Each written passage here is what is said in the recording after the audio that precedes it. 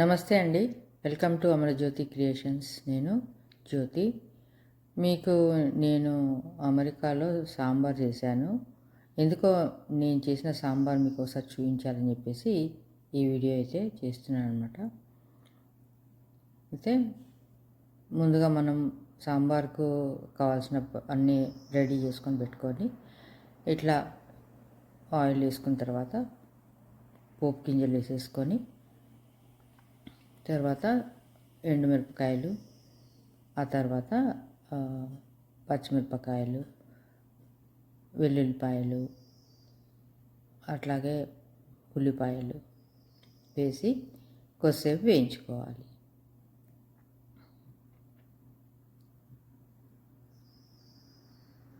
వేయించుకున్న తర్వాత మళ్ళీ సాంబారుకు కావాల్సిన సొరకాయ ముక్కలు, ములక్కాడ ముక్కలు, క్యారెట్ ఇవన్నీ వేసుకొని మూత పెట్టుకొని కొద్దిసేపు వేయించుకోవాలి.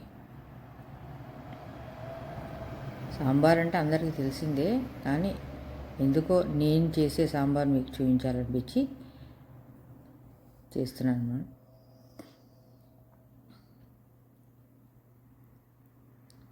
చూడండి, సొరకాయ ముక్కల్ని కలిపేసి మిగతా అవన్నీ వేసేసుకొని కలిపేసి మూత పెట్టుకోవాలి.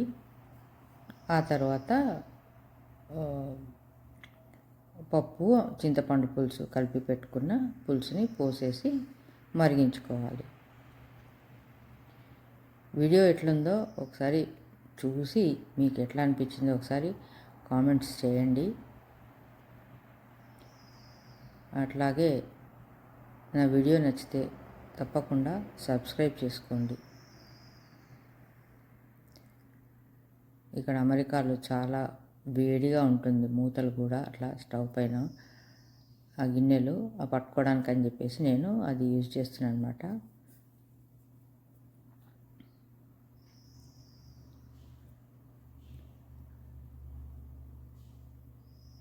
నా సాంబార్ తయారీ విధానం ఎట్లా ఉందో చూసి మీకేమనిపించిందో తప్పకుండా కామెంట్స్ అయితే చేయండి.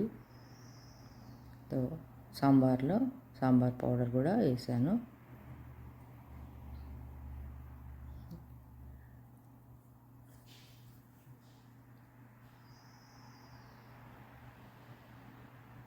చూడండి, సాంబార్ మరుగుతుంది.